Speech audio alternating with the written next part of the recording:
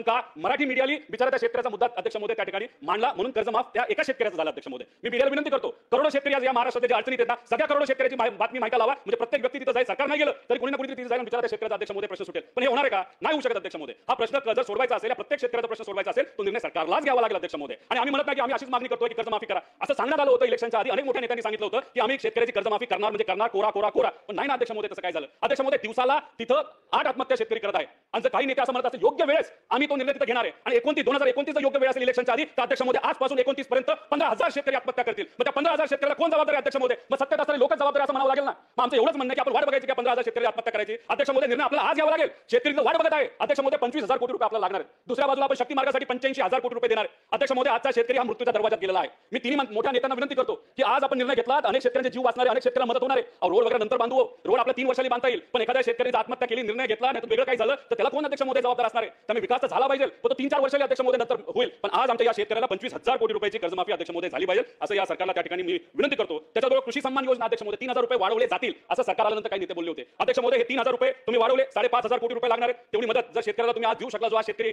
अडचणीत आहे, नक्कीच त्याची मदत ही त्या शेतकऱ्याला अध्यक्ष महोदय होईल। भावांतर योजनेचा अध्यक्ष तसंच आहे, जर मार्केटच पडत असेल त्यात तिथं ट्रम्प तात्या म्हणतात की तिथं जे उत्पादन होतं ते भारतात आणायचं आणि ते आपलं सरकार ऐकणार नाही अशी आम्ही अपेक्षा करतो, पण चुकून ते ऐकलं गेलं आणि तिकडचं सोयाबीन आणि कपाशीचं आपल्याकडे आलं तर अध्यक्ष महोदय जो रेट आता मिळतो तो परवडत नाही शेतकऱ्याला, त्याच्यापेक्षा रेट कितीतरी खाली जातील आणि आमचा शेतकरी भारतातला अडचणीत येईल अध्यक्ष महोदय। म्हणून भावांतर योजना आपल्याला आणण्याची जरूरत आहे। त्याच्यामध्ये सोयाबीन शेतकऱ्याला 4,000 कोटी लागतील, कापूस शेतकऱ्याला 5,000 लागतील, कांदा शेतकऱ्याला 10,000 कोटी रुपये लागतील, टोटल 25,000 कोटी रुपये हे जर आपण प्रोव्हिजन करून ठेवलं, जेव्हा लागेल तेव्हा ते वापरलं तर शेतकऱ्याला एक आत्मविश्वास राहील, मार्केट खाली आलं तरी आमचं सरकार आम्हाला अध्यक्ष महोदय त्या ठिकाणी मदत करते। म्हणून हे 25,000 कोटीचं प्रोव्हिजन या बजेटमध्ये या सरकारच्या माध्यमातून अध्यक्ष महोदय त्या ठिकाणी व्हावं। पीक विम्याच्या बाबतीत अध्यक्ष महोदय अनेक वेळा विषय मांडले, 3 वेळा याच सेशनमध्ये मी मांडले, जे 4 ट्रिगर काढण्यात आले माझ्या मतदारसंघामध्ये 10 कोटी गेल्या वेळेस विमा कंपनीकडे मिळाले होते आणि ते कुठल्या ट्रिगरच्या अंतर्गत मिळाले होते? लोकलाइज कॅलॅमिटी, म्हणजे त्या क्षेत्रामध्ये पाऊस झाला, त्यात नुकसान झालं, त्या शेतकऱ्याला अध्यक्ष महोदय तिथे मिळालं। पण आताच्या विमा कंपनीच्या पॉलिसीमध्ये तो ट्रिगरच नाही अध्यक्ष महोदय। तर गेल्या वेळेस जेव्हा आपण बघितलं होतं 3700 नमस्कार शेतकरी बांधवांनो, तुम्ही आता जी क्लिप बघितली आहे ही रोहितदादा पवाराची रिसेंटली झालेल्या अधिवेशनामधली क्लिप आहे।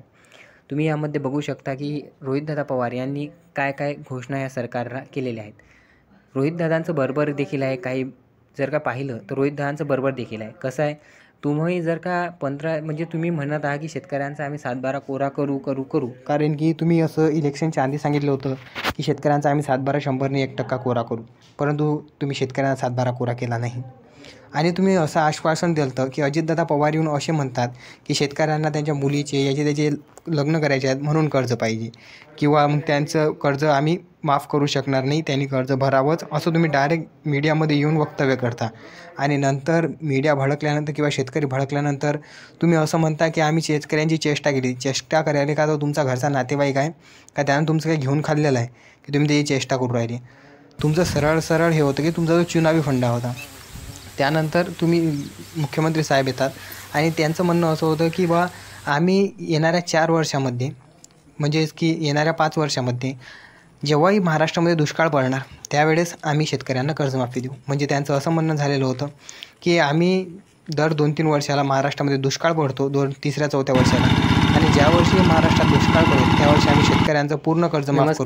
कारण की सध्या जर का कर्ज माफ केलं तर ते कर्ज फक्त बँकांचे व्याज भरण्यापुरतं मर्यादित होणार, त्याचा फायदा बँकांना होणार असं त्यांना वाटत होतं। म्हणून त्यांनी अशी येऊन मीडियासमोर येऊन घोषणा केली, तेव्हा तरी वातावरण पुढे दबलं। परंतु जर का तुम्ही म्हणत असताल की आम्ही शेतकऱ्यांचं कर्ज माफ करणार, आणि तेही केव्हा ज्यावेळेस आमचे इलेक्शन येतील, म्हणजे आम्हाला मतदानाची गरज असेल त्यावेळेस आम्ही शेतकऱ्यांची माफ करणार, शेतकऱ्यांसाठी एक लॉलीपॉप देणार आणि पूर्ण शेतकऱ्यांवर असं तुमचं म्हणणं असेल तर बघा मित्रांनो। त्यानंतर तुम्ही ते व्हिडिओवरती क्लिक भावांतर योजना देखील ते आणायला पाहिजे, त्यामध्ये सुद्धा खूप मोठा घोटाळा आहे। तुम्ही अमेरिकेहून जर का खरंच कापूस सोयाबीन जर का बोलावले तर इथच्या कापसाला आणि सोयाबीनला भाव राहणार नाही, कारण की जर का तुम्ही विदेशाहून जर का माल आणला तर इथं माल जास्त होणार, कारण की इथचा शेतकरी कुठे विकणार? मग ते त्याचं जे मिळालेलं त्याचं जे सामान आहे शेतकऱ्याचं ते तो कुठे विकणार जर का तुम्ही असं केलं तर? त्यानंतर तुम्ही म्हटलं होतं की आम्ही पैसे वाढवून देतो, तेही वाढवून दिले।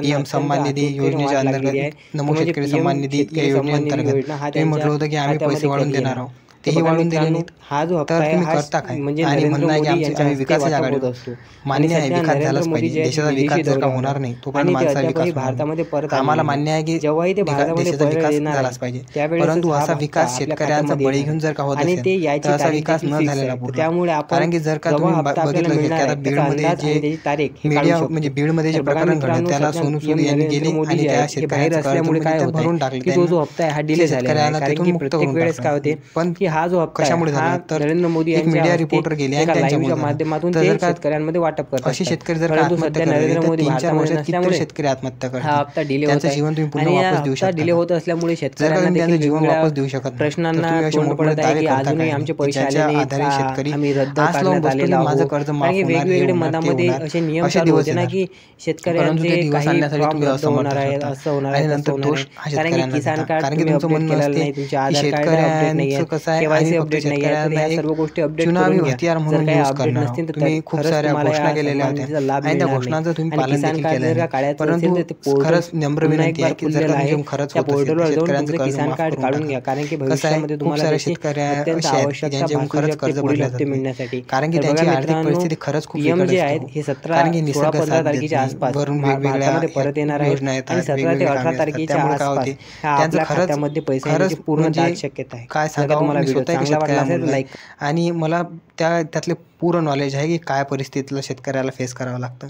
त्याच्या घरामध्ये अन्नाचा दाणा नसते तरी तो मारे बिचारा कष्ट करतो.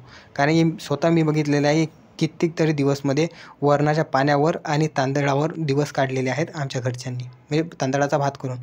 तर अशी परिस्थिती कोणावर येऊ नये म्हणून तुम्हाला सांगतो की जर का तुम्हाला व्हिडिओ आवडला असेल तर लाईक करा, शेअर करा, सबस्क्राईब करा आणि जास्तीत जास्त शेअर करा, जेणेकरून जर का वाटलंच सरकारला आता तुमचं कर्ज देखील माफ करून टाकेन व्हिडिओच्या मदतीने. तर भेटूया पुन्हा अशाच एका नवीन व्हिडिओमध्ये. आज तर माझासुद्धा गळा भरून आला यार अशा गोष्टी ऐकून. तर चला भेटूया पुन्हा नवीन एका व्हिडिओमध्ये. जय हिंद, जय महाराष्ट्र.